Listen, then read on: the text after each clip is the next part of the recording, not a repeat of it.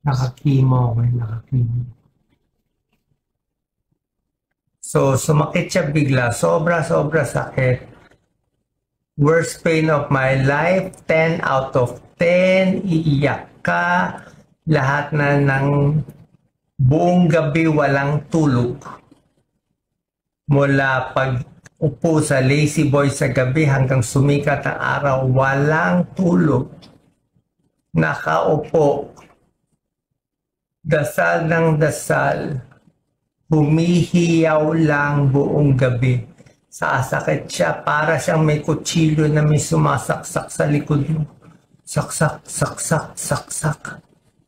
Ito. So, 3 days, sobrang pain. Sabi ni Doc Lisa, no choice. Dali sa hospital. Dating doon, shortcut ko na lang. May mga test. Nakita na yung kalaban. Nalaman na yung kalaban. Ang pangalan, sarcoma. Very rare. Marami tayong sarcoma sa atin. Pero yung ganitong sarcoma nagtatago na very aggressive, very big.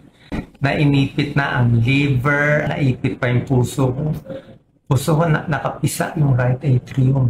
Kaya siya rare because galing sa nerves. Galing sa nerve. Yun yung nagpa-rare sa kanya. Saan ko nakuha to? Tingin ko stress. Kaya kayo, huwag kayong magbabasa ng comments sa Facebook. Na-stress ako sa mga comments. Na-stress ako sa mga bashers. Kahit konti na na-stress ako.